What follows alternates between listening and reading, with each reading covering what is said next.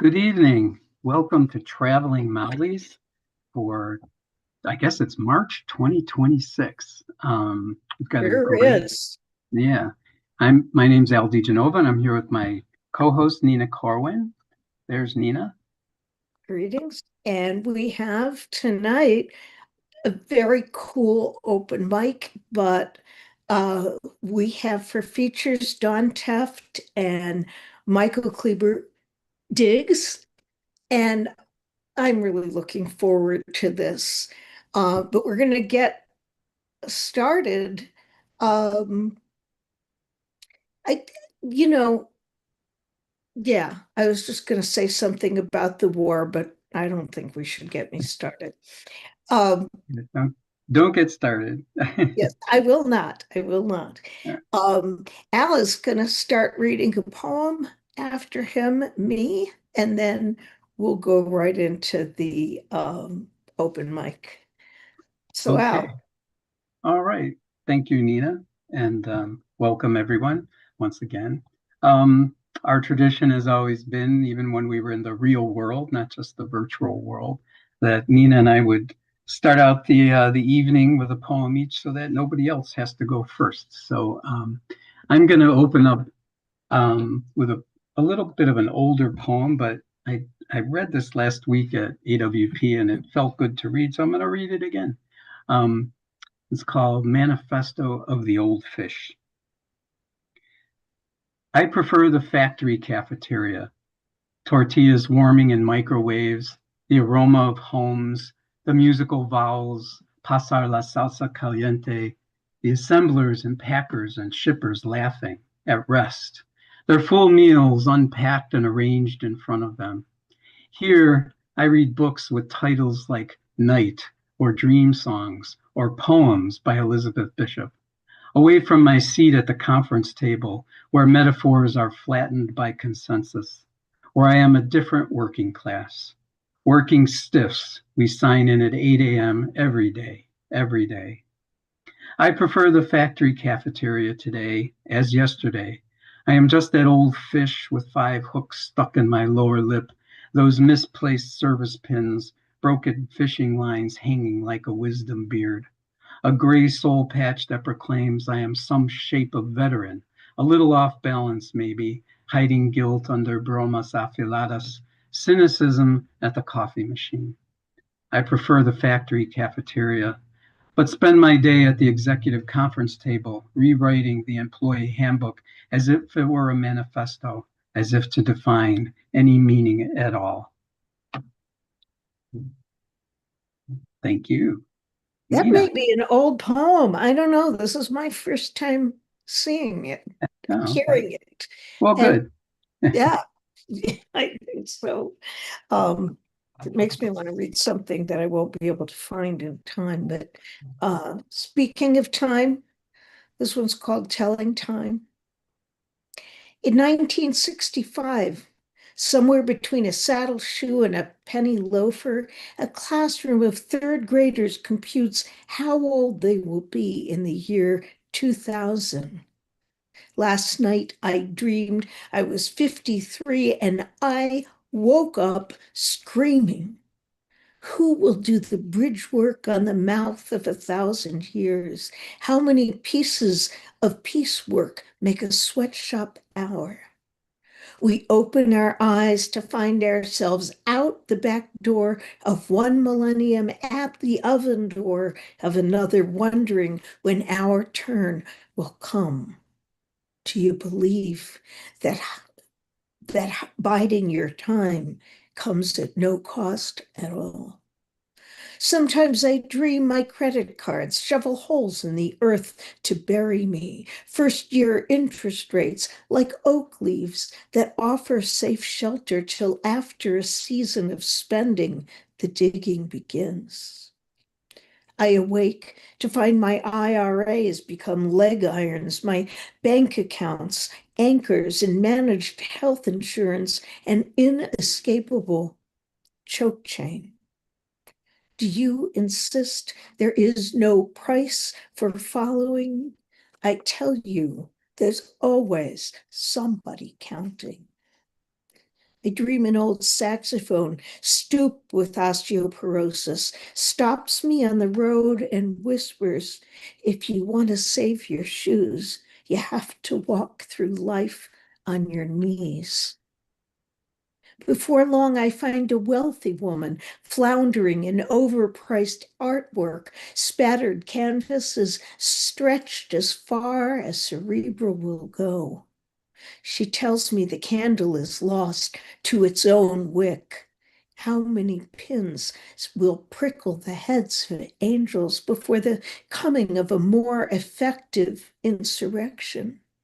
Do you believe that keeping your hands clean comes tax-free? Last night I dreamed that wisdom gnarled me into bonsai. My limbs, once reaching their full spread, now twist into branches, condensed and autistic. At 6 a.m., I wake to the clatter of dumpsters 4 stories below, the rhythm of workers clearing away our earthly waste. Daily news, a soiled baby on the welcome mat, screaming for a change. Thank you. So, on to the open mic. I have so many good people to choose from. We have absolutely no order. That just keeps people on their toes. Um, how about we start with uh, Christopher Stewart, who has a new book out. Yeah, I do. It's not new. It's about a year and a half old. Ish, right? Yeah, ish, yeah. Um, yeah. What came after is what it's called. Here it is. Oh. Um, okay, so I'm going to read two pieces. The first is from my time in Nebraska, and this is called Destination Excellence. Interstate 80, west of Altoona, Iowa, is mottled with black ice. I wait for the thaw at a Denny's across from a truck wash where a Peterbilt is baptized in rinse spray and tire polish. Behind its driver's side door, stenciled in gold script, are the words Destination Excellence. I woke up in a nicotine cave at La Quinta in Rock Island, where the pillow smelled like sweat and burned bacon.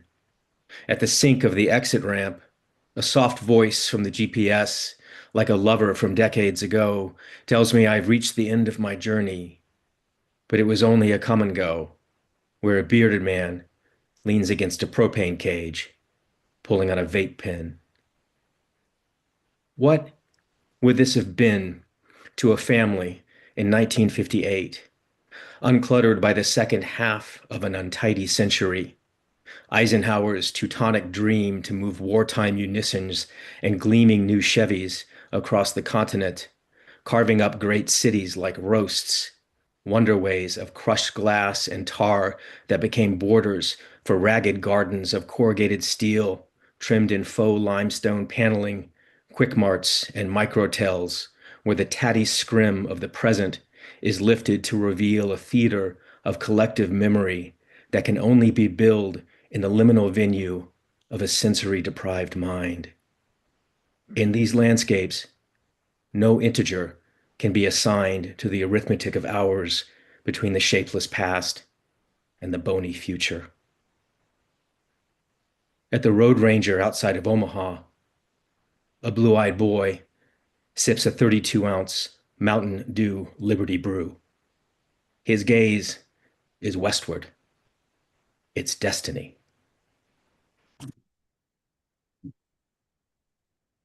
Thank you. Um, and this is, I recently turned 60, and this is a piece about that. It's called Solstice on the Edge of 60.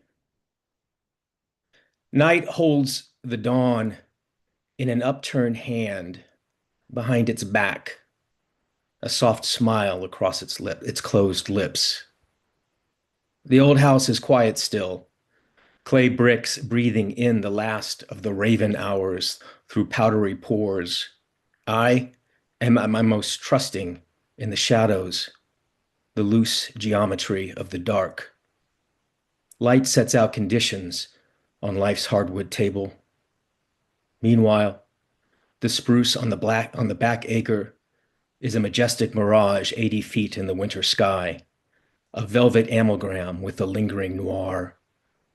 Whispered dignity, belied by dawn, with its declarations of stigmina crawling up the lower branches, its demands for the axeman, the snarling chipper, and the jay keening from the roofline, insisting I make right angles with the world, draw a straight line between darkness and day. Thank you. Thank you, Christopher. Great stuff. Next up, the first person to show up tonight was John Simmons. So you don't have to wait any longer, John. It's your turn. Thanks, Al, Nina, and Bill, and everybody else. Enjoyed listening to talk of Wisconsin and Baltimore, all favorite places. A daughter lives in the lower end of Wisconsin in a place called Driftless, and which is a very poetic kind of name. And I'm sure those who've been there. She is on the faculty of a startup college I never heard of before called Thoreau College. And anyway, she is beginning a fourth career at age 65. So I'm very, very happy for her. That's my one of my Wisconsin connections. Very quick plug for Catching My Drift, just out in December and available online, published by Outskirts Press in Parker, Colorado. My poem today is called Hospital Turnaround, and reflecting a little bit of time I've been spending at places like that. Hospital Turnaround. Traffic of the sick and aging runs against the clock. Caravanning cars move right to left around the circle toward temporary parking lots available to wait, where valets work through the shadows of life and death, dashing, not walking, mid drop-offs and parkers, fearing no evil or driver confusion, for they are with us with their tickets, reminding us to leave our keys, to restart the motors we entrust to them when we return, hoping feet first from this same front hub of check-in, check-out, feeling better maybe than we did on entry. Yellow-vested ushers with their busy hands keep time's winged chariots moving like inside parts of Swiss precision, matching lanes with the ailing arrivals, and the treated waiting for their rides, inching past a concrete circle, its monstera fronds and monkey pod boughs blocking sight of whose cars rounding next. Crutches, walkers, canes incoming, outbound patients and their eager escorts watching for advancing autos. Tickets paid, ready to wade out to their idling engines, clutching bills in hand to tip, vested smilers holding open doors. Once inside and buckled, patients take their place in the counterclockwise exit, musing how their orbit of departure might reverse the dial of time on a path of wheels against the clock. Thanks very much. Thank you. A whole lot of people here feeling that clock ticking. So Johnny Kate, you're next. Do you prefer Jonathan or Johnny? At this point, it's Johnny. It's taken over. It was much to the dismay of my mother. I'm no longer go by Jonathan, basically to anyone. So All right, thanks but for choosing me. This is kind of a weird poem. I've never read it for anyone before. I'm a huge enthusiast when it comes to Joseph Conrad's book Heart of Darkness and its accompanying piece of media, Apocalypse Now, which is one of my absolute favorite movies, and partly because of Marlon Brando's performance as Kurtz in that, and I spent a lot of time kind of obsessing over that whole thing, both the Joseph Conrad work and the Coppola work, and this is as we know, when you obsess over something long enough, it winds up becoming a poem at some point, very often. So this is called The Horror Self-Portrait as Colonel E. Kurtz.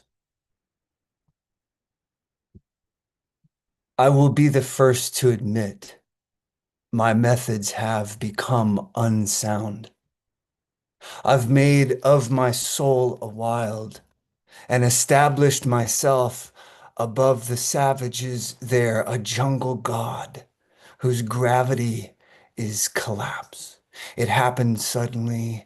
Heaven just fell on the earth in the form of gardenias, and I began to consider real freedoms, what they may be, and to say things even I find alarming.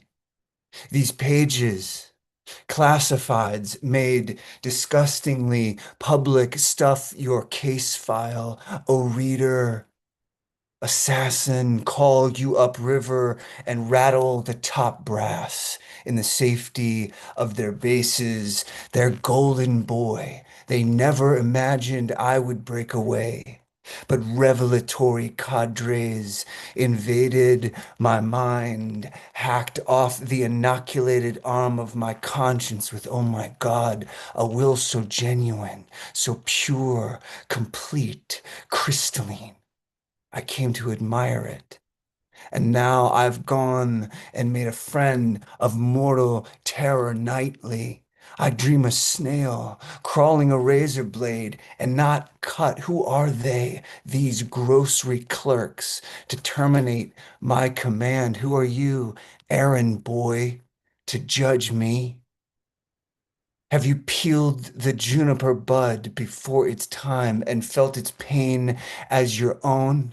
Have you opened the fire lily of your heart with homemade napalm and burned alive so it could bloom? You're clueless. Abandon flirts with me like a foreign stripper, a Babylonian call girl, teasing the zipper between me and true poetry. Only once I let myself go. Lightning clapped, and now I'm clearer in the negative than the photo, as shady as I am ablaze, leaning from the shadows to show my bald crown as the sun its corona in full solar eclipse. You have a right to kill me. You have that right. The raging bull must be sacrificed. The divergent blood shed by the sane to wage their war of reason, and to their rank and file I am horrific. But this horror, my horror, is my glory, even found in hell.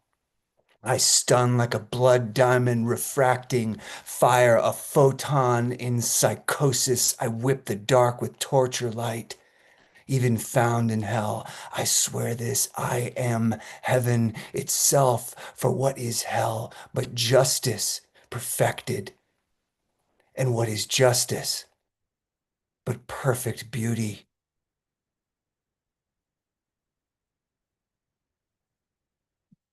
Thank you, guys.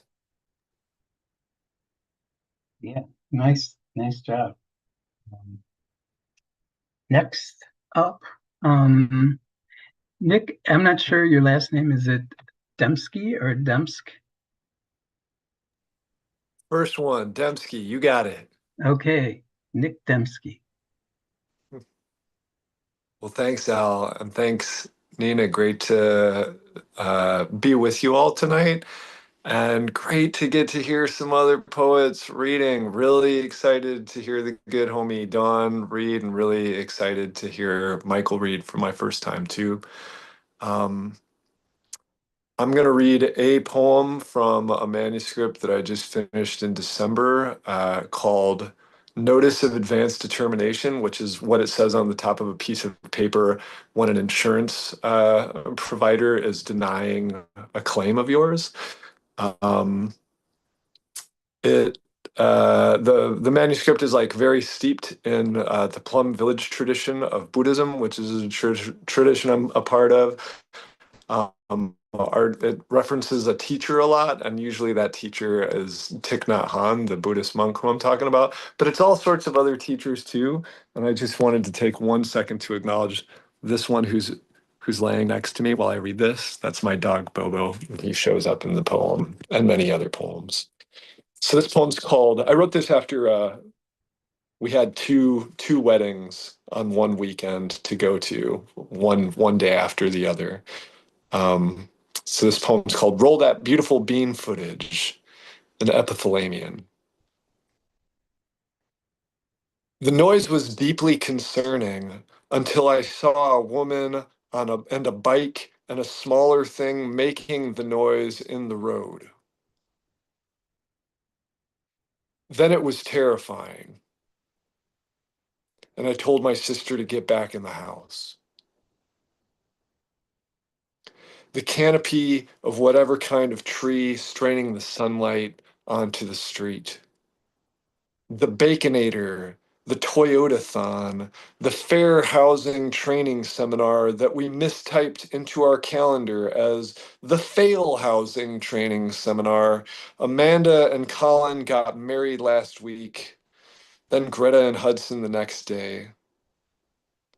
Oh, holy phantom of love, you haunt this family farm, which I dream of making a monastery one day. You haunt this nature center, bursting with its foliage, and I render this speech act that you might bless and bless and bless again these couples I have named with mine own lips. The noise was ungodly, and I still couldn't quite tell what was making it or how much of it even was left alive in the street. I ran, and it was my neighbor and her dog, bloodied but whole. I pushed the many concerned people away and grabbed her bike, and she carried Archie home like a baby. They were okay. They were fine. Whatever almost happened, whatever could have happened, didn't. Don't just do something. My rabbi, who is a dog drinking coffee in a burning house, says to me, don't just do something. Sit there. There are moments when death feels completely vanquished, love. And right now, this moment, at this reception, as I stroke your bare leg under the slit in your dress and the sun is giving in to evening, this moment, fleeting and already gone, is eternity. That's that piece. Thank you so much, y'all. Really happy to be here. Were you going to do another one? I wasn't going to, but How are we doing time-wise? Yeah, go ahead. here I'll read a very short one because When Nina Corwin calls you to do another one, you do another one. This poem was published in the magazine Conduit out of Minneapolis. It's called Poem, and it's from the same manuscript. It's called Poem in Which People I Know and Love Disappear. I'm reading this because it was a beautiful day in Wisconsin. The sun was shining and it was warm, like it's not going to be for probably weeks again. Poem in Which People I Know and Love Disappear. I said neophyte, but I meant acolyte. I said notice of adverse determination, but I meant artisan goat log bonanza. There's a point in the day when the sun pours over the pumpkin leaves in my backyard, peeking past the eaves of my roof. Today I stood against the neighbor's fence to catch it.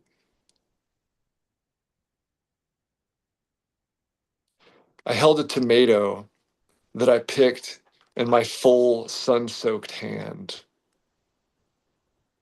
hoping it might help it ripen. Okay, that's it. That's it. Thanks so much. So happy to get to be here with you all today. Peace. Great to see you. Let's see. Bob Chicoine, always good to see you. Good to see everybody. What is that, Hey, it's great to see everybody. Mr. Like Bad Harry Carey. Speaking of impressions, we are the hollow men, we are the stuffed men, leaning together, headpiece filled with straw. Sorry, Johnny, I couldn't help myself. That's fantastic. I love it. I'm better at the early Brando than the later one. Anyway, a few shorties on the in the wake of the news of the day. Actually, it's probably the wake of the news before the day before yesterday.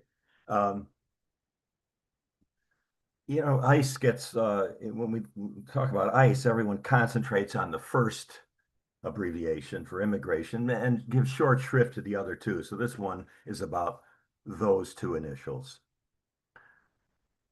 If you must enforce, dear lads, why not the custom of decorum, of common courtesy, the custom of goodwill towards men, towards anything that breathes? Why not enforce the custom of due process, of live and let live, of taking care of others' houses while they're away, and pray they're coming back to dwell next door to you again? Why not the custom of yielding the right of way, of yielding the floor, of picking up after others, of holding open the gosh darn door? But wait, those are meant to be given freely from the open heart and mind, the open arms, open eyes, open bottle of wine. No need for us to enforce it. Let us go and pay it forward. Oh, my friends, whose faces like Eliza Doolittle's I've grown accustomed to, listen up down in the gloom and carry on the custom of carrying our true love across the threshold to a better home. How nice it is of the Milky Way to let our modest earth stay in its fold tucked away among the outermosts, keeping to and fending for ourselves, and not deport us, because we've little wealth or brilliance to impart, nor friends in high places, not deport us to Andromeda or some supernova or into the blackness of space. If our smog and blazing cities are not too dense, let us take in this starry night above and give a little thanks. The moon, who loves to hear us go, ooh, must be happy about it too. In hiding, with our windows boarded over and bricked up, the streets out there emptied out, the cloud of dust dense and endless, so we've heard, we shall have to gather together what light there is in this room and gaze into each other's eyes to watch once more the world go by. And finally, there are enough laws governing the universe. There are enough laws governing the spheres The universe does not need us also to behave. Thank you, everyone.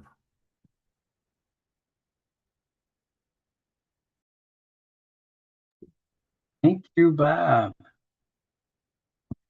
Who should we call up next? I just saw you post an advertisement. Well, it's kind of an advertisement. It's an appeal. We always try to offer our featured writers a little bit of a monetary thank you. And so we do that through a donation link to the magazine I publish after hours. And so anything you feel like donating for our features gets shared equally between them. So I just put the link in the chat. And same thing goes for all our YouTube viewers out there. So if you would be so inclined, our features, thank you very much. So I was going to call up next in the open mic, Patrick Reardon. How you doing, Patrick? Hey, Al, how are you? I'm trying to decide which of these two poems I'm going to read, but we've talked a lot about cities, so I'm going to do one. If there's a lot of stuff in the Hebrew Bible about Jerusalem, and there's an Isaiah section that talks about rise up in splendor, Jerusalem. The Lord is coming, and all that stuff. So it got me thinking, well, what if Chicago was the one that Isaiah was talking about? So this is sort of modeled on that chapter in Isaiah. It's called Rise Up in Splendor, Chicago. Rise up in splendor, Chicago, your light has come, the glory of the Lord. See darkness in the alleys, under viaducts, under the broken sidewalk concrete. See thick clouds. The sun of morning shines on you and each wrinkle of the flat land, city of the middle, link between high and low, west and east, earth and heaven, holy covenant, holy plan. Chicago, the hazelnut, mustard seed, Samaritan heart. Your light is every language, each person, the document of breathing. Your light flows the continent, all the seas, each land and every. The fiery molten core, the thin wisp of space edge, rebuilt in 3 days. The wise and the weak turn to you, the somber and the light-headed, every tainted one, every dappled one, everyone crawling and flying and walking, each yearning one, confused one, muddled one. Raise your eyes and look about. He in the arms of his nurse, they in the Father's embrace, she standing tall, holy tabernacle, holy incense. Your rusty heart, Chicago, throbs, overflows, a treasure handed out like pastries sent home, like bright colored flowers on the balcony, like wish you were here postcards to isolate flats. You, Chicago, send forth your trucks to San Jose and Baton Rouge, to Queen Wisdom in the far land, with words, cantatas, and portraits, proclaiming the praises of the Lord. You steward grace and mystery, Chicago, revelation to the generations. You spirit every voice, every breath, all one body in you. Holy promise, holy plain. The Lord honors you as bride, as a roe jaunting the hill meadow, as the humble sparrow in all its plain glory. Queen hen gathers your children under her wings, and you are willing. Thank you.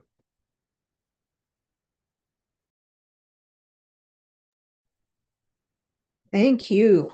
Yeah, we do have a whole lot of urban and this is going great. I love you all. Oh, and I wanted to say that Chicago, by a vote, chose a name for its star snow Snowplow. thank you very much. My mind just went blank. Snowplow is called Abolish ICE. Thank you for all of your votes. Our snowplow, our top snowplow is Abolish ICE. So, Chingy Chen, it's so good to see you again. Let's hear what you've been up to. Hi, thanks everyone. Good to see you. I'm excited to hear Don and Michael read. I chose a poem that I wrote after a mutual teacher that Don and I have had in Milwaukee. This is a poem after Mauricio Kilvin Guevara. It's called Kill Memory Together. I had a dream where we sat by a stagnant pond and you cried a mother. I remember I was called girl, night become mosquito, and I had various mother who could not be recalled. My fathers grew tall through night. One heaved crates of oranges down shards of water. One shoveled snow, ran past long sand. Away ghosts we pulled up from cracking sand. One had no hands, having traded them to boat. One I put on his shirt and became lanky, head bump against others. We killed them together, their smug mouths against creek bed, eyes on soaring green trees. I remember you afterwards, long rope size of my waist, swing past fire and into lake. Thank you.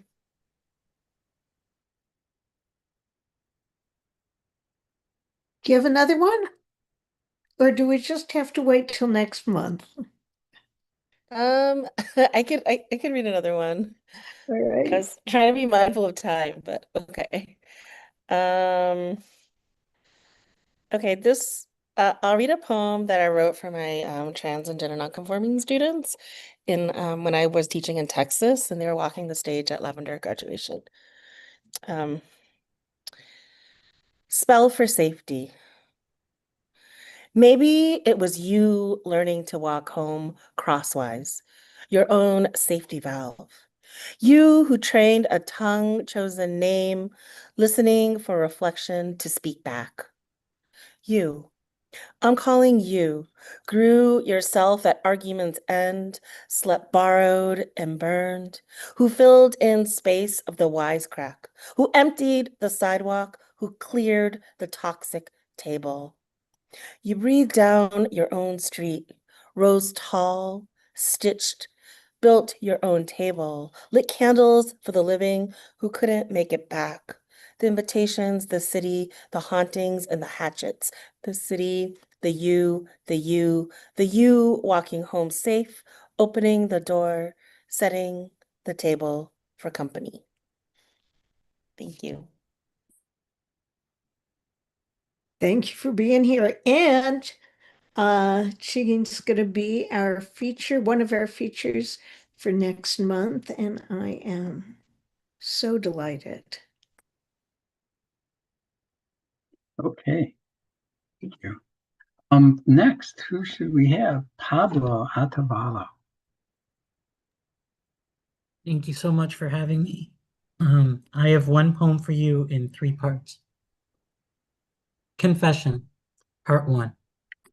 Remember that February when we paid to have a missile cut through a school and 81 girls and all fell down, and safe was our home and safe was that night, and their parents dug them out of rubble, and the next day bright was the sun and crisp the air for us.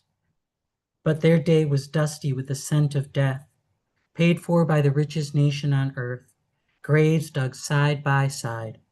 Remember what you paid for. Confession, Part 2. And drop my eyes, unwilling to explain to a classroom of bright eyes that they could be buried side by side. The roof could break into a rain of metal and fire for the ambitions and excuses of men far away, willing to set hospitals ablaze to hide their shame. Or flags will wave and thoughts, empty thoughts, expected, and never explained, posted into the ether meaningless to say why here or there a classroom slaughtered is first ignored and then forgotten. Pro-life warmongers giving themselves bloody peace prizes will write and rewrite history for you. Part 3.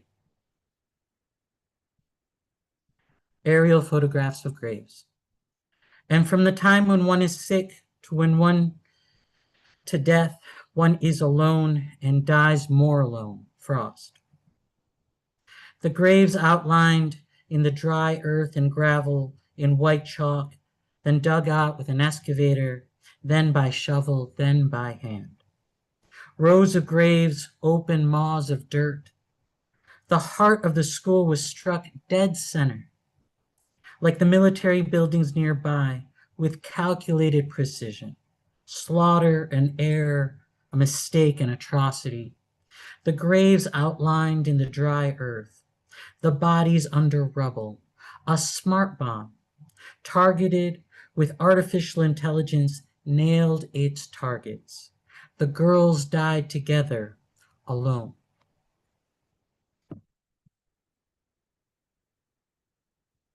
Thank you. Man, I'm so glad to have you poets around me, even or especially as the days are dark. Thank you all. So next, we're going to have our featured poets read Dawn Tefft, Michael Kleber-Diggs, and you guys have about 2 seconds or something, or 5 or 10 to decide who's going to read first. It really doesn't matter to me. So whatever your preference is, Michael. I also don't have one. Shall we flip a coin? Sure. All right.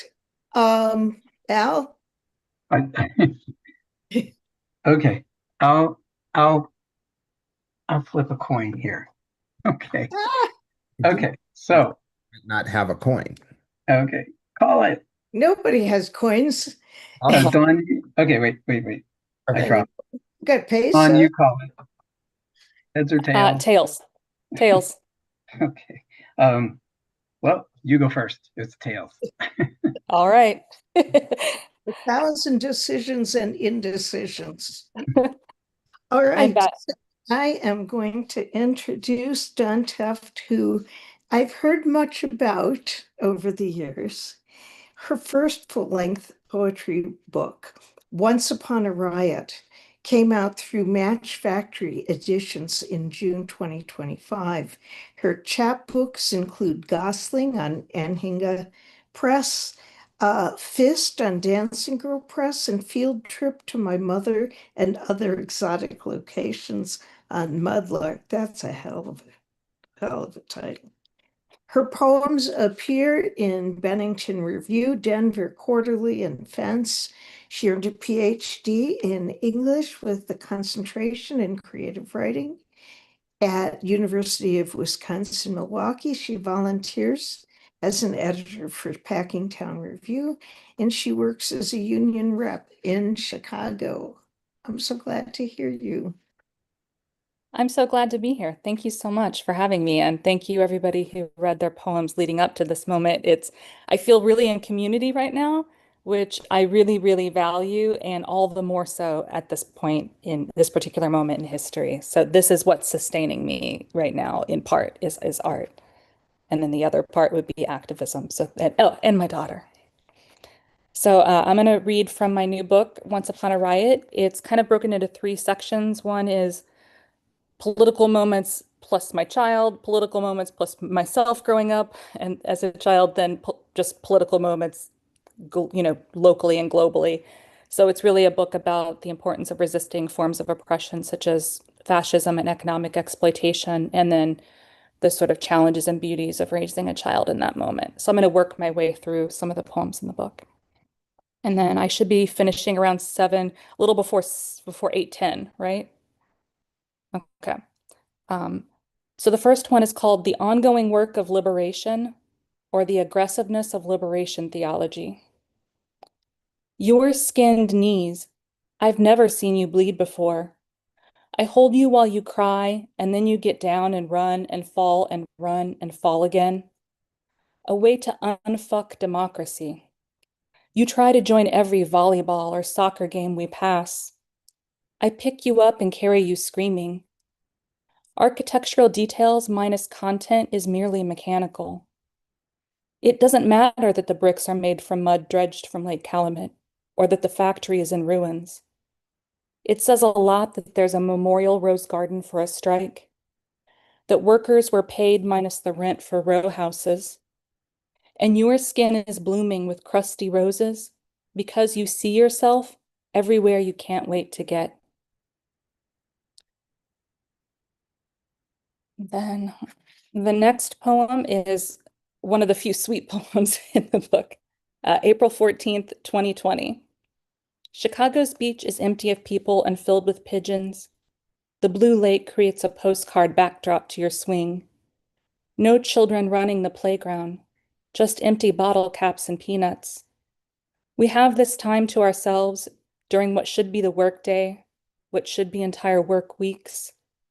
You run ahead to walk concrete ledges like balance beams. Your hand is small and warm when I hold it on the high parts. And that was obviously written during the pandemic. When I win, I start again. With my one wild and precious, I am compelled to press start over and over.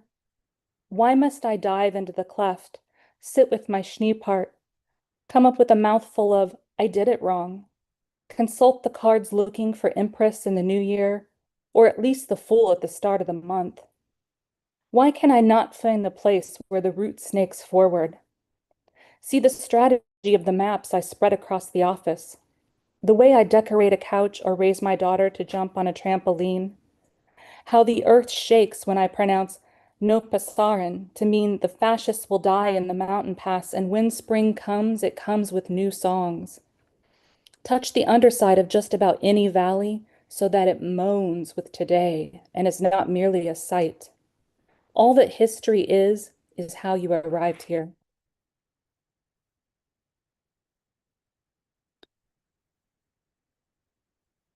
And now I'm going to read a poem called Nashville's Courthouse is Burning. And when I refer to Baldwin, it's referring to James Baldwin, who is one of my favorite writers in the world.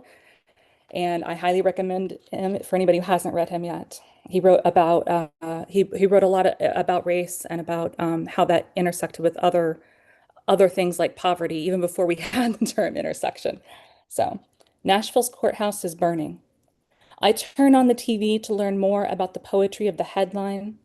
The news labels all uprisings as riots instead of need. There is no easy way to step up and say, I demand to be free. Mayors allow police to kill freely, and the president tells senators who are Black to go home. I want to write in your baby book that everything Baldwin wrote was in between fires.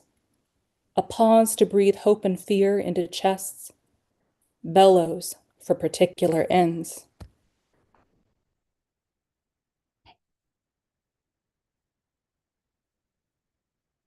Men who eat ring forts are the same as men who eat my actions with their dead-eyed stares and flippant rolling mouths at the edges of the universe where the centuries unroll into and out of my womb with only lip service about my skills at flattening a plan written across a map on the top of a table, filled with pins and the drippings of mustaches that have to be swept aside to make way for the world that is unrolling into and out of the symbols that shift, even though they were once hard data connected by synapses, and theories about how to win against kings and their kingmakers who are daily inventing new methods to tally, grind, wax, and wane, even if only on the head of a pin, where angels dance without sense or vision, simply to entertain those who would place a heavy creased thumb on their crowns.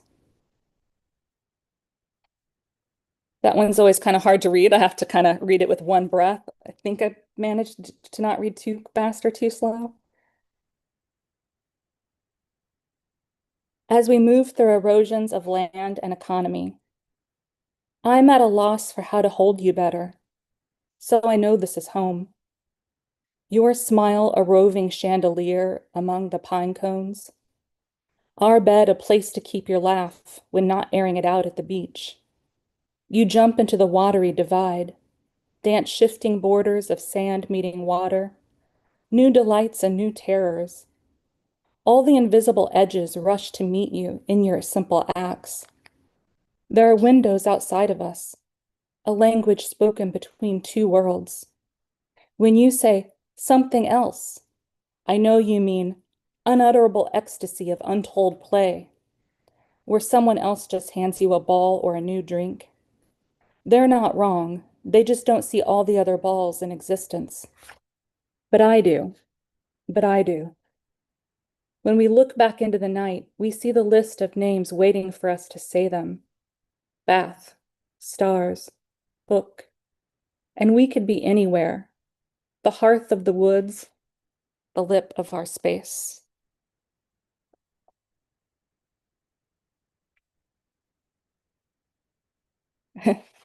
Little one, I want to tell you of the hours, the way my heart tolls the years lost to moving objects from one place to another. The bread hands making, the endless backlit clicks and taps. I used to read.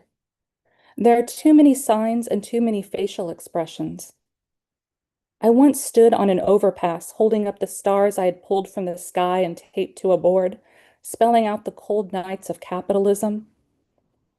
I had a brother who told me to keep breathing and writing and breathing and writing. I had a brother.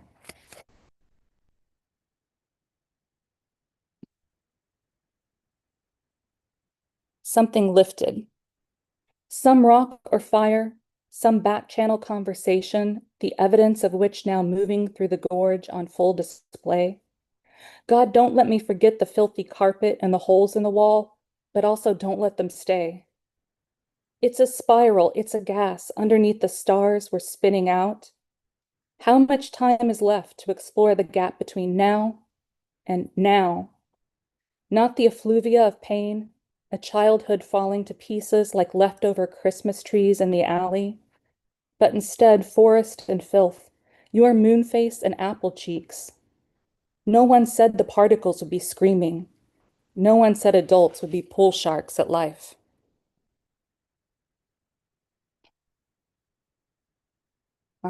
Let's see. Trying to find this poem. Baby, today I'm mad. The beach is our neighbor. There's sand everywhere and lots of room for people, but the worship has gone. How do I tell you the sky is vault and the color blue is organ?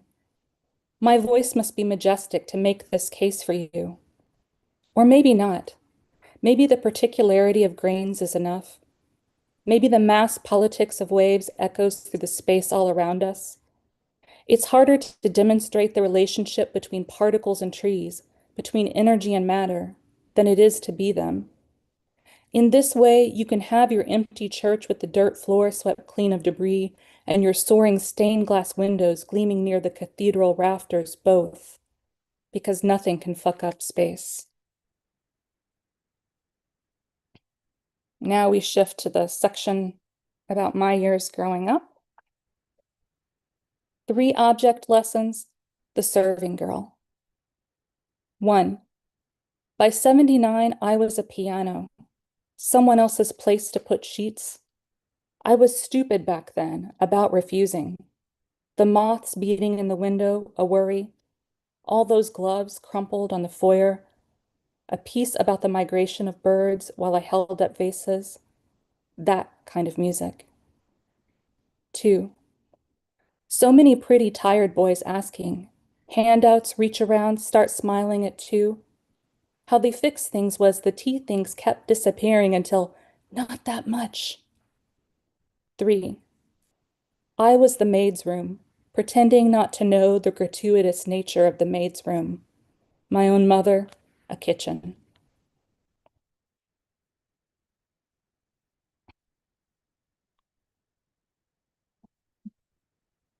Next is insurgent. It didn't matter that we couldn't afford all the electric bills that made light. I did my homework romantically. I did my dodgy life by candlelight. A child who didn't know not to play with her grandpa's war-given glass eyes. A practitioner of the retrograde arts. The unimagined girl in the backdrop. I watched men and waiters fishing in weeds, magically pulling fish from the grass. I rode in a car with a red body and an orange hood salvaged from junk. I learned all the things that shouldn't go. I was the girl doing kerosene math.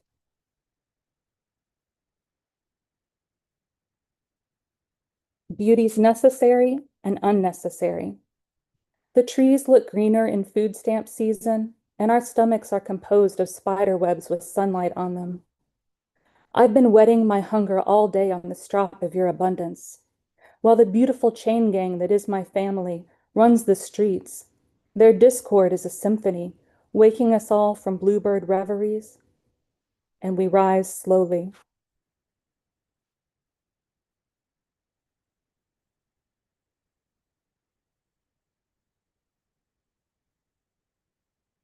Now we're going to move to Chicago in this poem. Some of you might recognize pieces of this. Eventually we will all be doing what we want to be doing. Magazines and horoscopes say so. I fear my body, the way it's crisscrossed with maps and struggles with location. Men in khaki shorts and Cubs hats surround us in the otherwise free zone known as Damon Avenue. Soon I won't be able to afford a car because it's always getting towed. Invisible electric fences follow us wherever we go, our bodies constituting foreign trade zones. There's a skate park under the overpass. I know some kids who love freedom. We ask for water in tall glasses. The water is free, and the tallness seems a luxury. I am always just exiting Regal cinemas, wishing I could go back to the show. And then next, a poem inspired by Kenosha, Wisconsin. Groceries, beer, liquor, lottery. My date studies geography, but not boring geography, hot geography. The kind where they figure the ratio of Jesus to horses. There's always a ratio. Jesus to horses, high schools to speedways, liquor to lottery. All landscape makes me sad. There are always people picnicking near the pond at the end of the park, and all I can think is it's too far to walk just to sit on a blanket. The people reading in chairs tire me too. How do they manage to be so relaxed? Does it require a lifetime of practice? While the whiteness of vans in the sun echoes through the parking lot. Those lines in the lawn become wavy near the lot, as if to make a point, and yet patterns are neither just plans nor just accidents. For instance, my teenage brothers stole and stole and stole until every TV was a replacement for the one just used to buy smokes. And now a poem inspired by the Wisconsin uprising, one of the most beautiful experiences of my life. And I hope we get to see something even bigger than that in the future. Terror. My neighbor's missing teeth, those blank pages, a 30-foot white cross looming in the rearview mirror. I keep trying to find new words for this must-be disease, the difficulty of shitting in jail. There are no keystrokes. Here are all the shivering testicles, coughing nights on the Wisconsin Capitol's floors. I once knew how to use verbs. The leafy redness that terrorizes from garden and vases, and inward branching. Simone composing, swelling with Mississippi goddamn.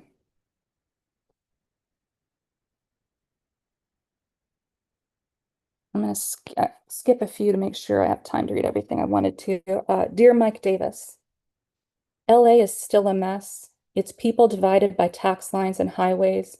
The census taker reinforces at their doorstep. because there is no version of life or story or art or ways of preparing food that comes stuffed into tin that doesn't involve taxonomy and oppression. How much worse if it weren't for all those high school walkouts by anonymous brown teenagers I had to learn about in a bookstore in the back of a dress shop in East LA.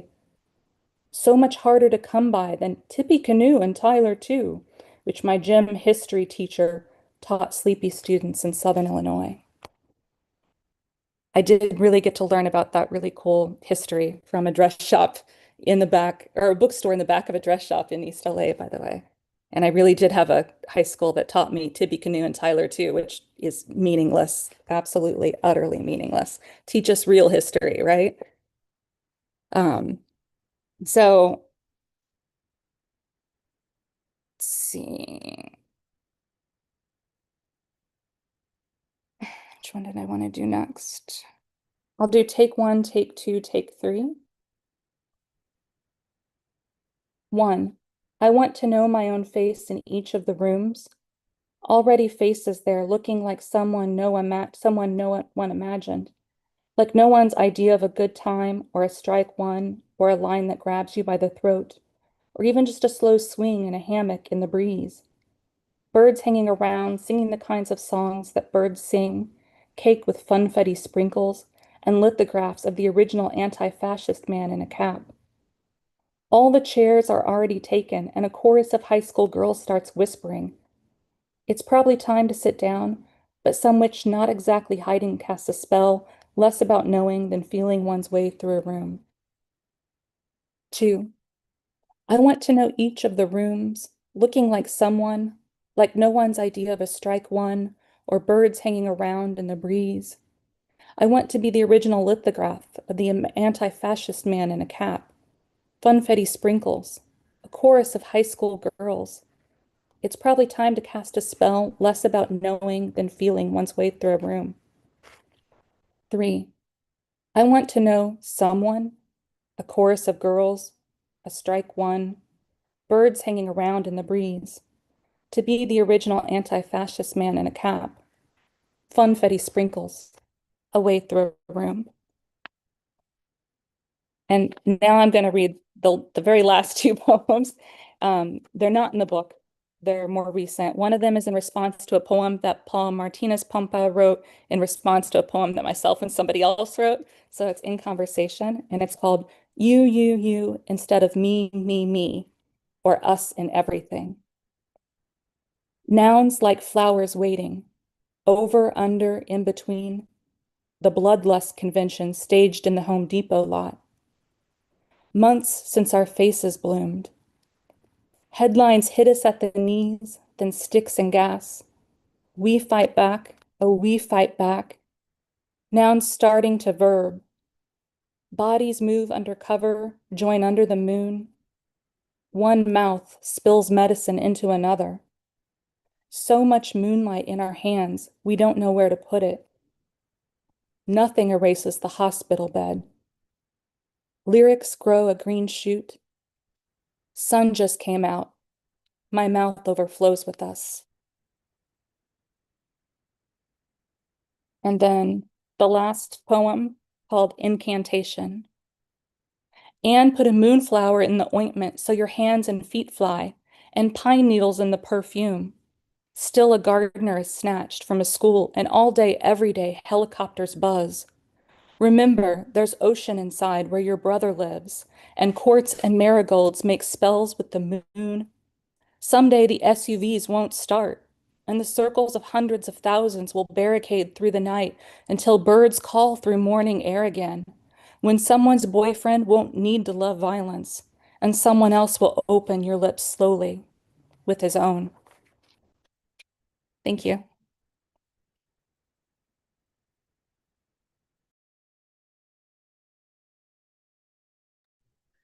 Thank you. That was wonderful. And I can't wait to have our conversation because of the things that you brought to mind in the course of this. And this is a really good night for you to be here. And same for you, Michael Kleber-Diggs. Um, somebody read me a poem by Michael. I didn't know him before this. And it just happened to just kind of blow my mind. And I decided that Dawn and Michael would be a good pair, particularly in the atmosphere that surrounds us in these days. Michael Kleber-Diggs is a poet and essayist. He's the author of Worldly Things, which won the Max Ritvo Poetry Prize.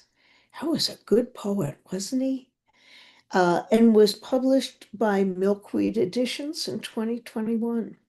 His essay, There Was a Tremendous Softness, appears in A Darker Wildness, Black Nature Writing from Soil to Stars, edited by Aaron Sharkey, also with Milkweed.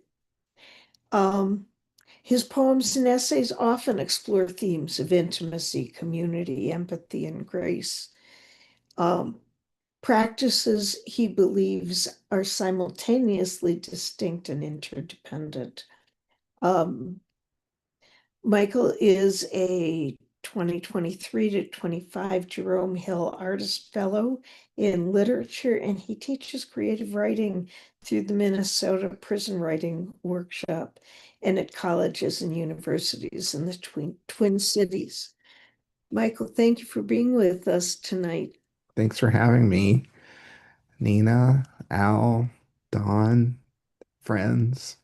It's good to be with all of you. I'm also going to read some new things. I'd start my timer to make sure one wants to be a good guest. I'm mostly going to read new things. Don, I also have a poem with an April title, so I thought I'd start with that one. April 13th, 2029, a Friday. Another chance for an extinction event. Another chance for possible planetary destruction by asteroid. A chance for a rock the size of the Rose Bowl to hit us. A rock called Apophis, named for the ancient Egyptian god of death, darkness, and disorder. At present, Apophis is on course to pass approximately 18,000 miles away, which, as asteroids go, comes too close for true comfort. So close that if you stand in northern Europe, you'll be able to watch it go by as a blaze of brightness in the night sky, 10 miles per second. As new data arrives, scientists revise their projections. The odds of Apophis destroying everything keep going down. But within the possible range of options, there remains one where that rock passes through a gravitational keyhole, so its orbit gets altered and it hits us 7 years later, 2036, which would give us ample time to prepare. Anyway, I am rooting for us and against darkness and large rocks. I am rooting against extinction events of all kinds. I am rooting for potential calamities only, for reminders of how fragile we are, how temporal all earthly life is, just without any catastrophic consequences. And lately, at night, when I scan our sky for stars and planets, I find I do not wonder which projection will pan out. I find myself searching for a new God, though. A God of life, light, and order. What shall we call her?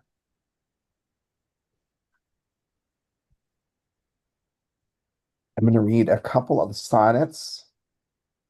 The first one is modern, set in couplets. I don't even know if that's allowed. This might be illegal. I don't know. I'm going to do it anyway. This is called Lupins in a Yard in San Antonio, Texas. For PC. My friend grieves while we search for an authentic experience. like tacos and handmade corn tortillas. On Zarzamora, Letitia's is busy, so it must be good and real. Early March. Lent specials in cursive on posters outside. We park near an unexpected cluster of purple flowers, short and wild, like a sudden storm. We kneel. I think of Anthony of Padua, the patron saint of lost things. Both of us draw closer. The flowers speak to us. They say existence and persistence are the same thing. A brisk spring wind brings sweet peppers and onions, oil and fish. This is a poem. It's an occasional poem that I wrote for the funeral of my father-in-law, uh, Richard S. Kleber, who was a good man. And it's just about being a good person. I want to read it tonight in honor of my father-in-law and also in honor of Alex Preddy. Against the noise of life, we might choose calm. For my father-in-law, Richard S. Kleber, and tonight for Alex Preddy. Against the noise of life, we might choose calm. A steady strength endures in times of wrath. When moments test us, patience is our balm. Pernicious problems will succumb to math. And what is math but wisdom, work, and time? And what is wisdom if it's not applied? With steadfast effort, both sides will align. Solutions will arrive if we abide. Good people show up where they're meant to be. Where there is need, we have a chance to serve.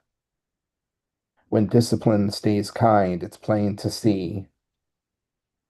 The finest way to learn is to observe. Your earthly body's gone, but you're still here. And like your lessons hold, we hold you dear.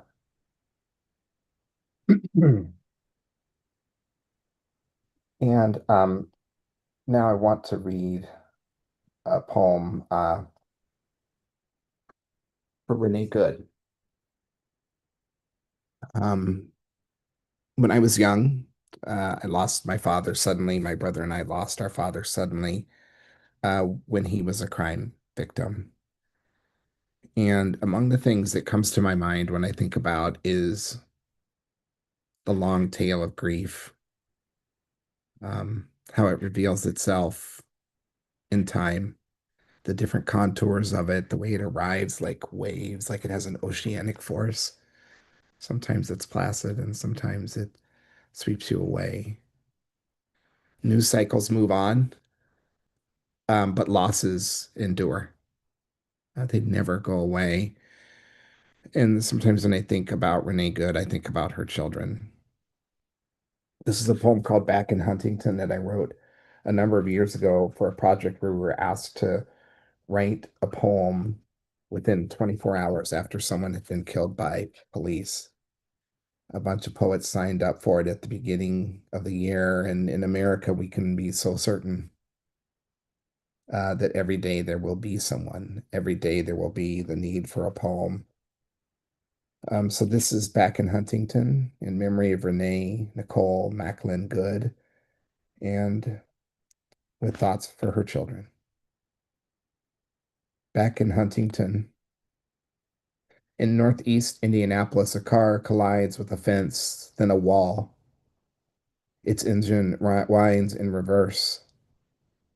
A pistol reports once. A windshield shatters. A man dies. Cars and trucks crawl by. Loose change bounces around a pocket while an ID is retrieved. Your name is now known but not yet spoken. In Huntington, 100 miles away, the volume on a TV lowers to confirm a knock at the door. A few blocks down, a cell phone rings continuously in the purse of a woman about your age who makes sandwiches for a national chain. In Spring Hill or Rocky Ripple, a man throws his keys onto a kitchen table, then collapses into a nearby chair. His wife holds him to her chest, whispers assurances not hers to make. It was not your fault, she says. The day went sideways. It was him or you. In London, an intern adds your name to the database of those who have died at the hands of police this year. You are number 537.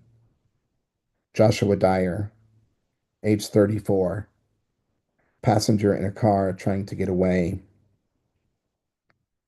In St. Paul, Minnesota, a man joins those lamenting your loss.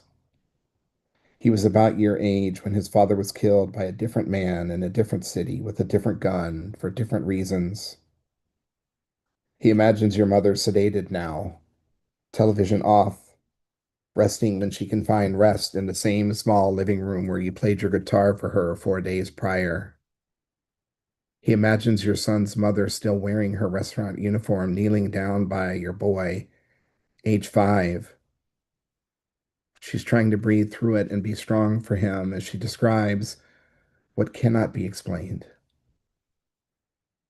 The man in St. Paul imagines a point in the distant future, back in Huntington, on a pleasant June day, when your son says, "Mom, tell me about Dad." And his mother will stop doing whatever she's doing to repeat her truth, and she will know it and know it. Your father loved you a lot, she'll tell him. He was tall and thin and handsome. He wore his sideburns long and thick, but kept his hair short like yours. He had the warmest eyes, so blue, and one eyebrow that went up high when he smiled, which he did often. He loved music. He loved playing it. He listened to it all the time. Your daddy made mistakes. We all do. But what happened to him was not his fault, she'll say. And by then it will be true. I'm pretty sure, she'll add, because it will matter to her to say it out loud to him every single time. I'm pretty sure you would have liked him too.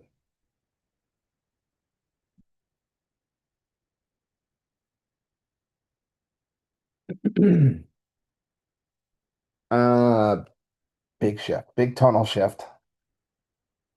Let me see. Yeah, I want to check my time too. And where am I? This is a poem about our two dogs.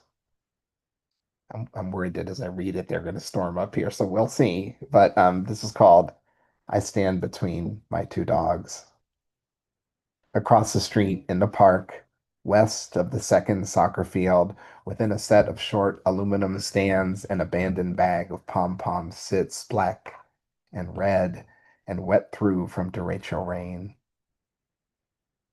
My high school colors. I can't help it. I put my hand right in there. Atop a nearby outfield fence, all alone, a crow recognizes us. I'm pretty sure. Ziggy stops, roots in the earth with his nose unaware. Jasper jolts back against his lead and barks a big threat like he can take both fence and bird. As the crow departs, I start to tell Jasper it was never going to work out. And besides, he should be more kind. That crow will tell other crows, I almost say. Then every crow will know. Consequences. Again, almost. Something gives me pause. Ziggy, maybe, just up ahead of me, deep digging in the dirt, focused on his work. I try to cancel the noise. Near silence. I find myself considering how rarely now I do what Jasper feels so often called to do. The crow is in the sky. The crow is way up in the sky. And even with me holding him back, he still thinks he can get it.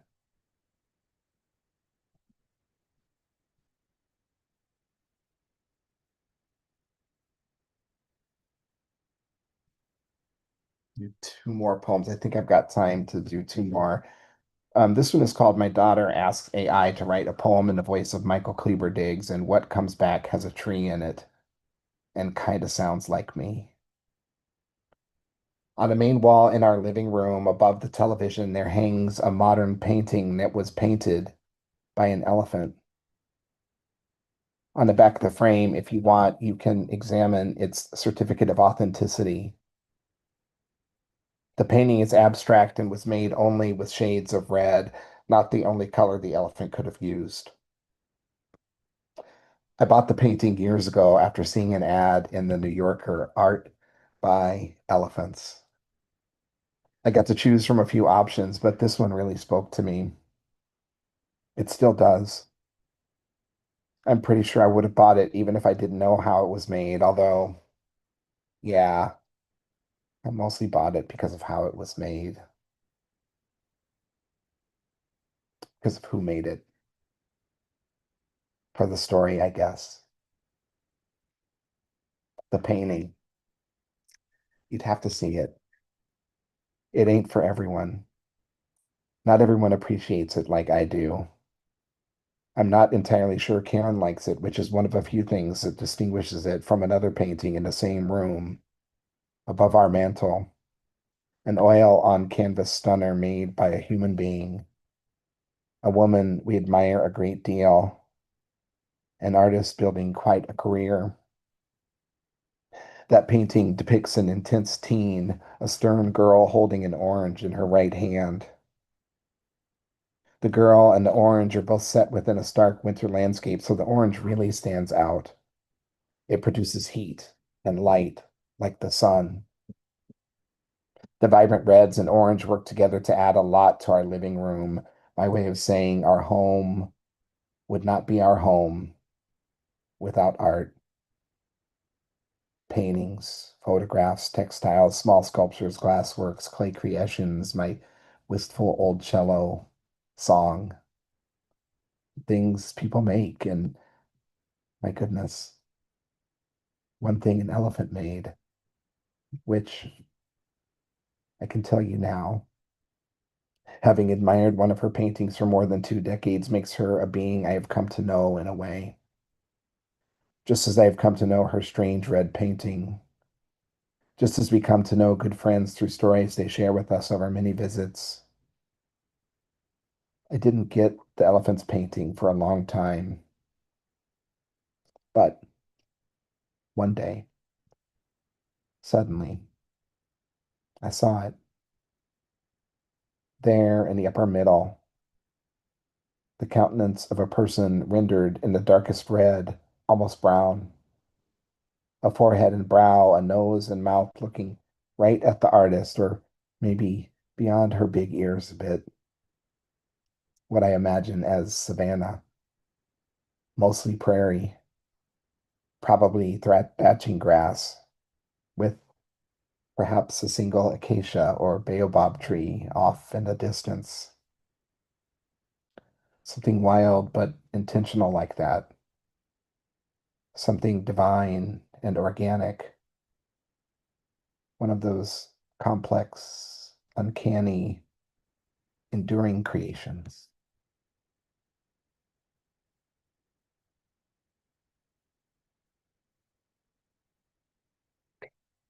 I'll close with a bit of silliness. Make sure I finish on time here.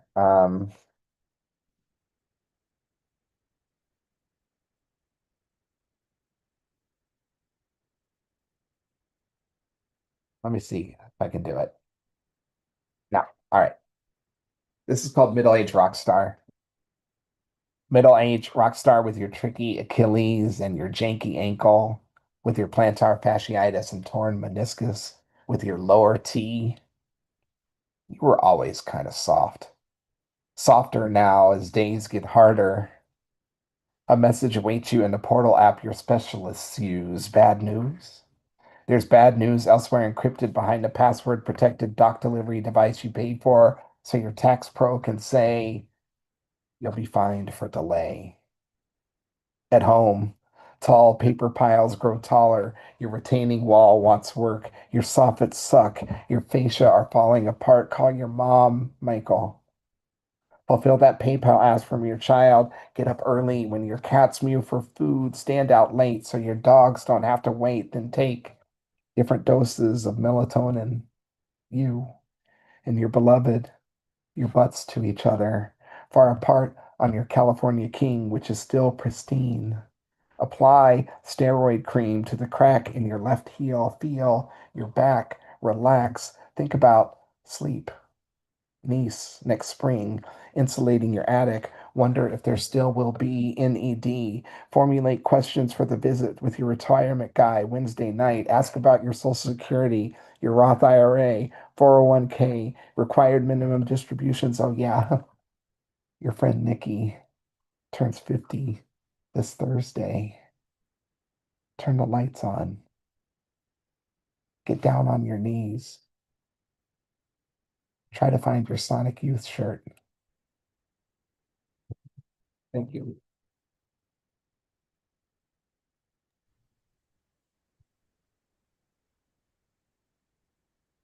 That's so nice. That's so nice. Hands for both Don and Michael. Thank you. We're going to shift gears and talk about all of this. But I do want to remind people that there is a link that is in the chat um, that Al's mentioned, and you can give some money so that we can pay our, I'm just looking at what's happening here. So that we can pay our features, because that's something we like to do. And also, if you guys have links to your books or websites, put them in the chat or send them to Bill or Al so they can get it posted in both YouTube and here. Because the best gift you can give a poet is to read their poetry. The money, The obviously. second best gift is paying for that book, but the Oh, yeah, first, yeah. the best thing is Thank when you somebody very reads much. it. Since none of us are getting rich off of this stuff. So a really interesting juxtaposition between the two of you, especially because of your political sensitivities. Very different ways um, of connecting with the issues that are of deep concern. What would you say? Let's see what this question was. What is the work that each of you wants your poetry to do? Don, do you want to go first, or should I just keep talking? You can go first, Michael. Oh, thank you. And Don, I really enjoyed your reading. Thank you so much. I enjoyed so many of the poems that were shared tonight, all of the poems that were shared tonight, and I'm grateful to be here. Um, I think for me, a lot of what I hope to do, so I write about things that are important to me, things that matter to me. I feel as was just shared, I'm so grateful when anyone spends time with anything that I've made and sent out. There's a part of me that thinks poems go off into the world and have their own conversations. Um, and I really kind of like that aspect of it. The question invites me to think about what I hope. Um, and I think the thing that kind of shows up for me most of the time is I just hope that I can maybe slow people down a little bit. Um, and I don't mean that in a way that I want a moment of their time. I think I mean it more in the way that um, I would like to share together attention that's focused on the same thing that captivated me when I was writing the poem. Hmm.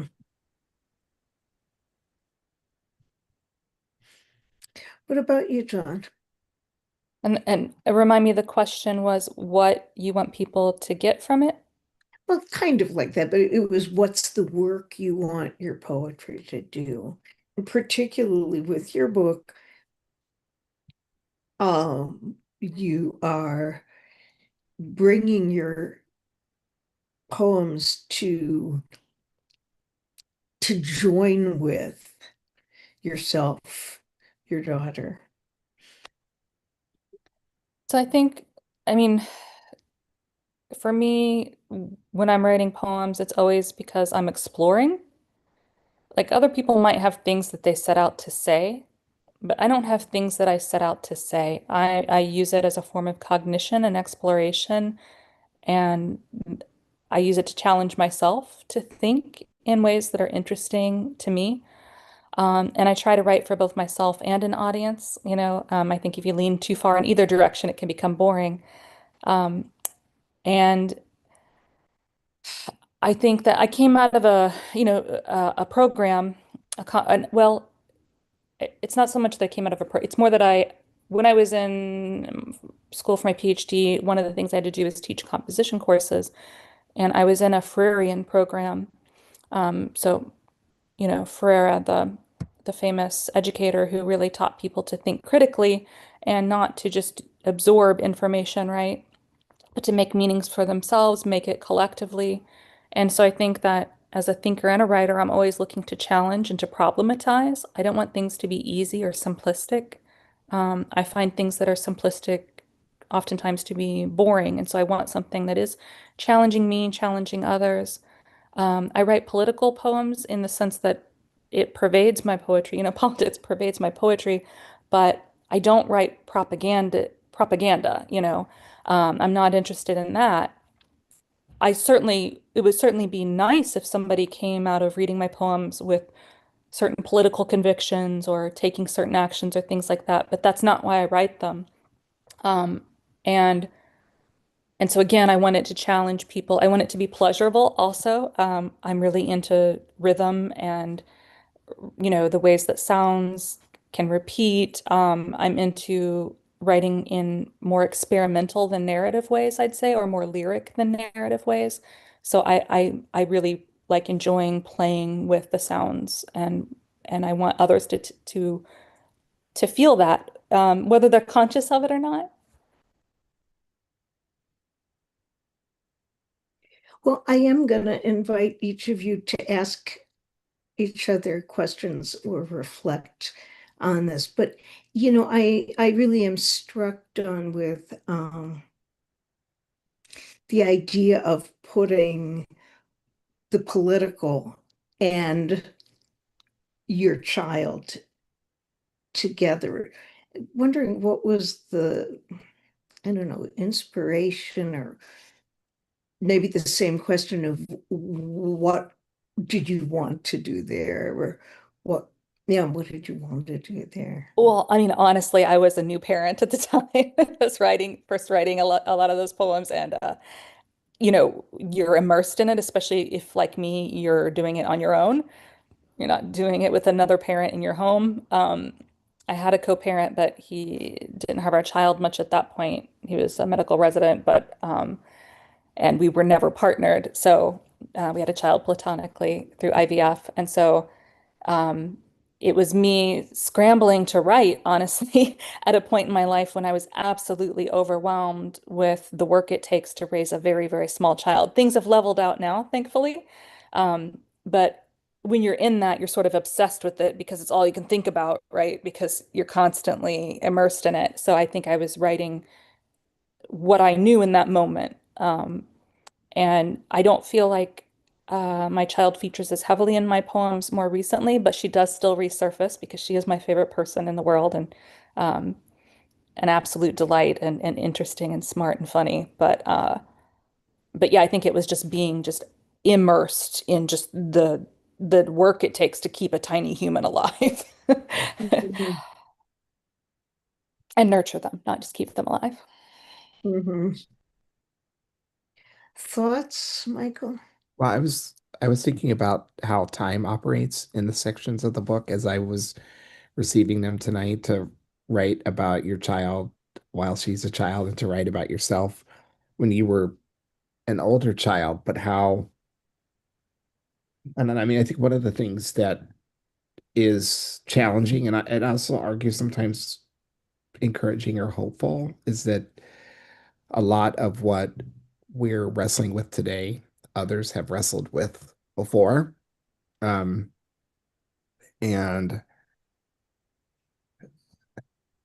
there's I think an urgency in writing about the world as it is right now and the world as it was when you were younger, uh, especially to the extent that some of the things that are showing up in your younger when you were younger are present today and experienced by people today. And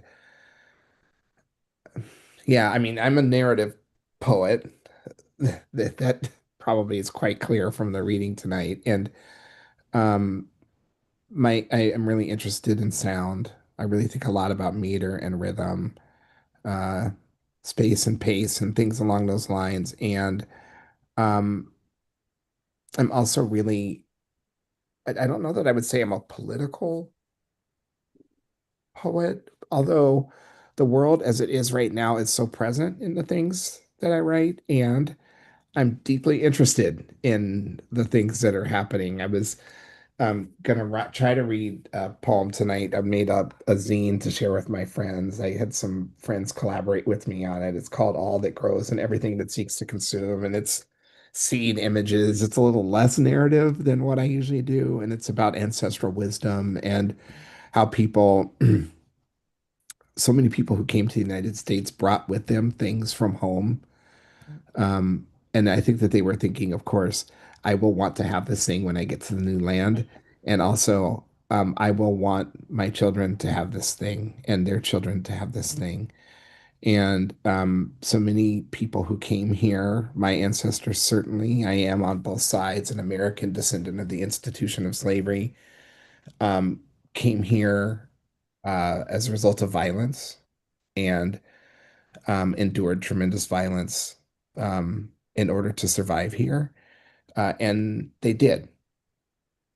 And what does that allow us to consider and kind of things along those lines? So I'm deeply interested in time. I'm deeply interested in history and personal history and um, world history and American history. And, Don, I was also just really resonating to labor history and movements and moments and how they can form both and frame both moments when adversity was prominent and also how we responded to it, which maybe will encourage us to respond to it also in new ways. It's something I think a lot about.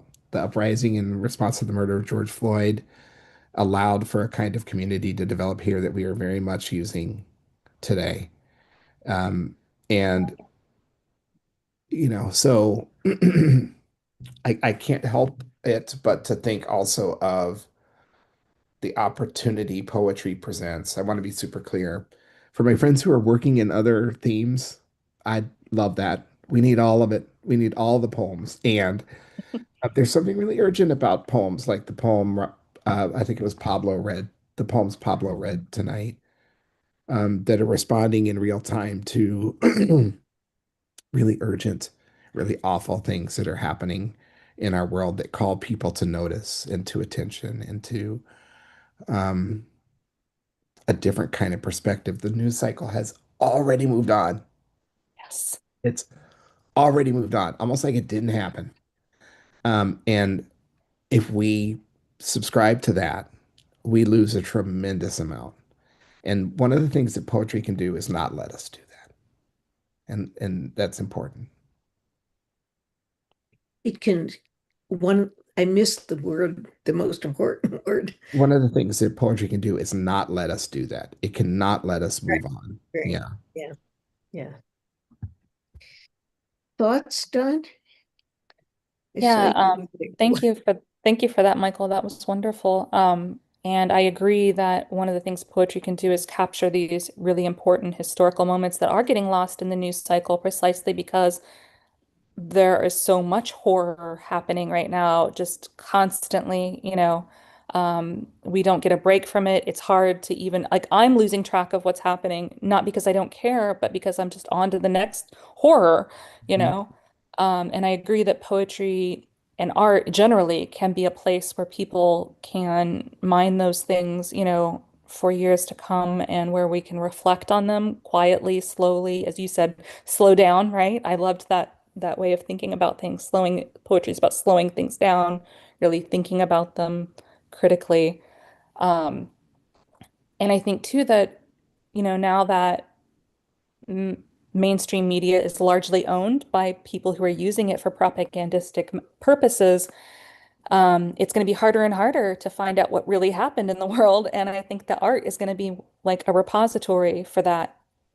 People are going to be looking back on all of the stuff that many of us wrote, right? And finding it to be an interesting record in a way of Mhm. a time when the historical official record was not very illuminating. But I think also that, I think it's been said a lot, but I think that creative writing is good for also fostering empathy, and that's very important for understanding the pain of others, whether you have those moments of connection or not. And I know that I feel like I'm certainly a more empathetic person for having grown up in a family that really encouraged me to read. I grew up poor, but they took me to the library every weekend, and they were big readers.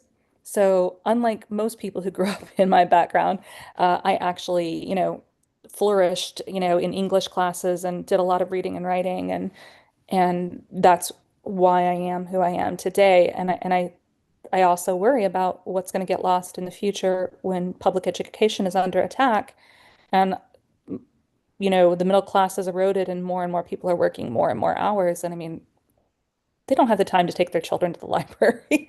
I mean, it, Yeah. yeah. Yeah. No, and I think all the time about how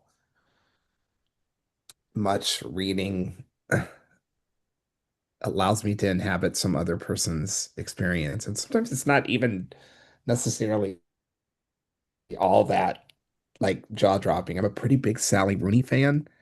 I don't say that. I gotta walk around this town telling people that, but I'm a pretty big Sally Rooney fan. Sally Rooney is a Yay.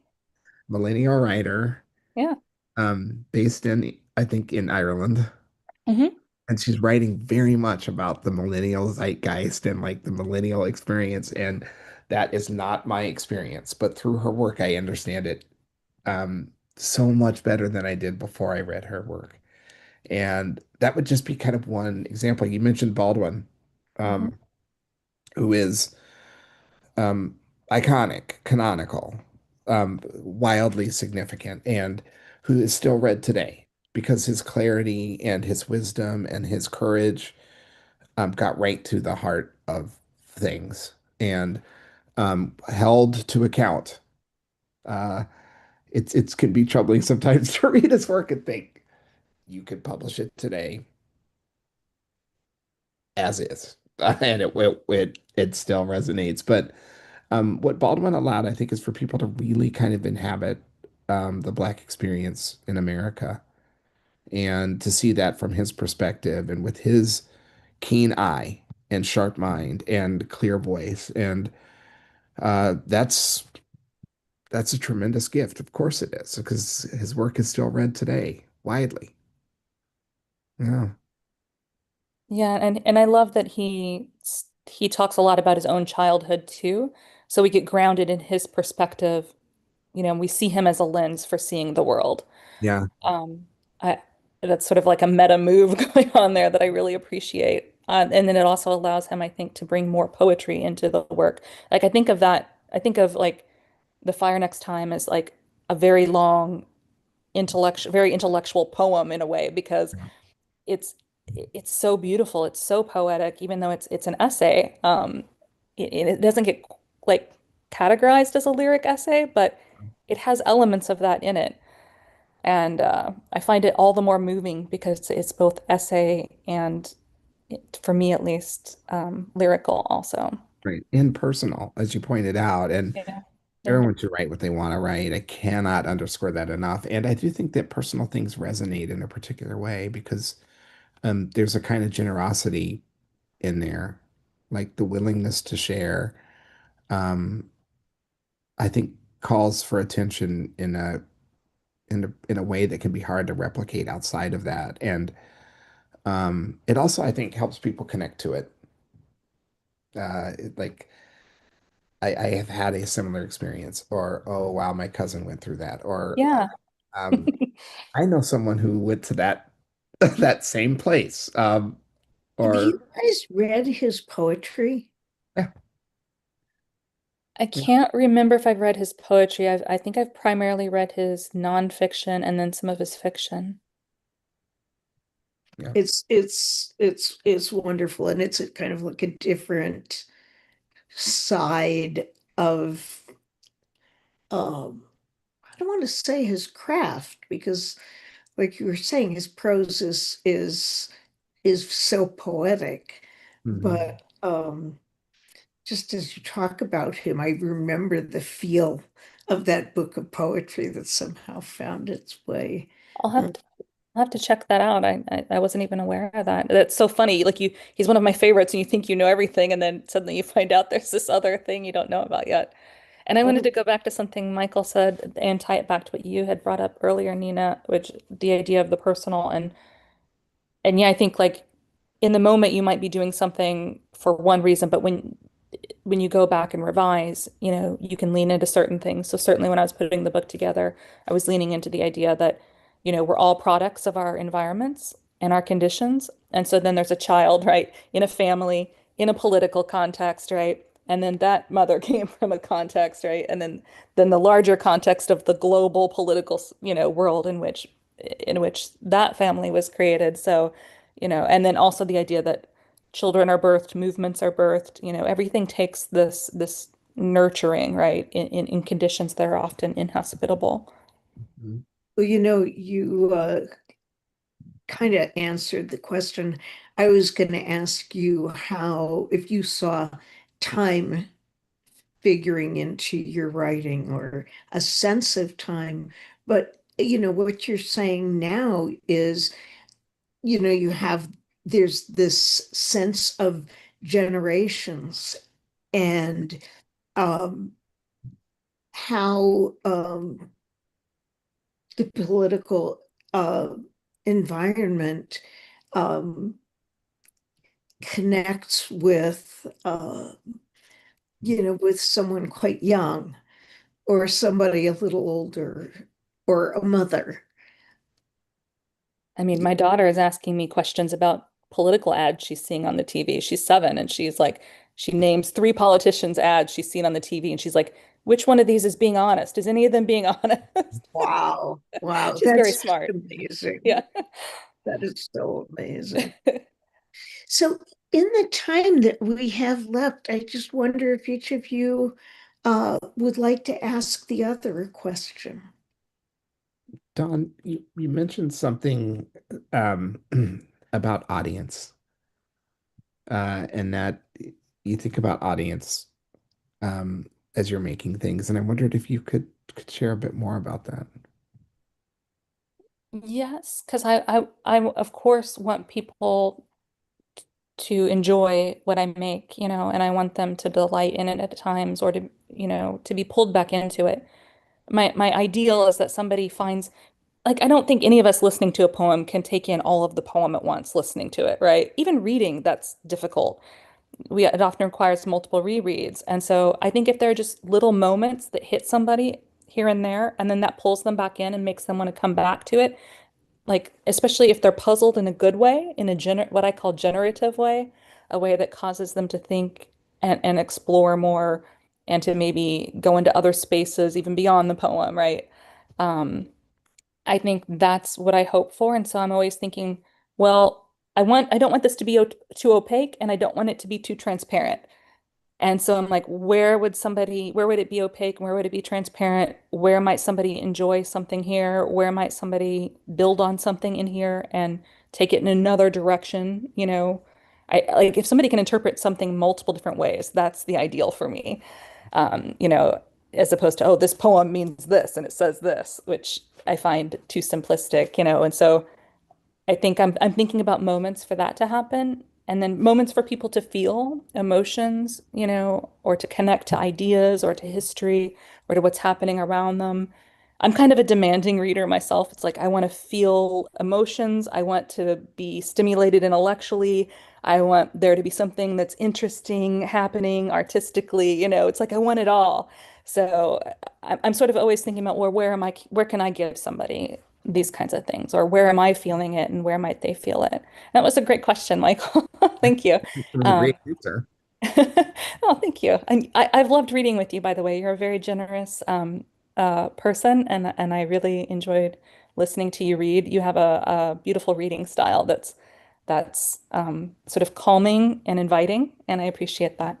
Thank you. I appreciate you saying that. And I am so excited to get your book because someone wrote about economy. And I I think of efficiency.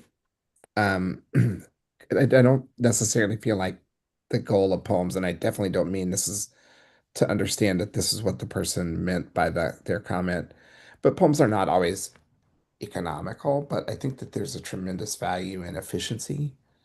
And just blown away by the distillation, like your ability to get to the essence of it. And I think that that was, framed by lyricism and an interest in opacity in particular kind of moments and all the different ways that things can come together. I was energized by it. Yeah. Oh, thank you. Mhm. I really liked like the details in your poems, like they really grounded them, I felt like. There were a lot of moments like you would reference colors, or like like the painting, for instance, above the couch. So I guess my question for you would be like, what draws you into writing poems, and then what is sort of a grounding element for you in writing poems? Or how Yeah. does that come in? I'm not able to phrase it quite as well as I'd like, but there's something I want to ask about like grounding a poem. Yeah. I always enter through captivation. I see something or remember something, a moment, and I know that I'm going to write about it. I think that my poems are narrative in large part because my earliest writing was uh, fiction, and I like you, I grew up in a home where reading was a value. I'm so grateful for that, and Yeah. I also did some writing starting in fourth grade, and really have stayed at it my entire life. So I'm really interested in story. I'm really interested in story structure. Um, but I always come into it with captivation. There's something about this thing that I want to get to and spend time with. And um, I think to the extent that I'm interested in complexity, it's structural complexity. Um, I really also like things that are subtle. So if the poem "I stand between my two dogs" means one thing to me, I hope it's possible other people will think of it kind of in a different way. And leave possibilities open where all of that is concerned. But I think I'm interested in trying to get at what was so captivating about the particular thing that I knew, sensed, felt that I wanted to write about it. And my hope is that the energy that captivated me will be present in Ah, the poem. yeah. Yeah. I like that. Yeah. Something that like is dynamic and pulls you in and moves you along kind of thing. Yeah. Yeah. This has just been lovely, and this whole evening has been rich and powerful. And I want to thank both of you uh, for being with us and bringing your hearts, your respective hearts, and also for the people in the open mic. I'm looking forward to next month as well, but right now in this moment, in this kind of shared grace, um, I thank you for being with us, audience too, and see you all next month. Thanks so much. A Good pleasure. night. All. Thank you all. It was Thank you lovely all. meeting everyone. Take care, everybody. Aloha. Good Good night. night. Bye.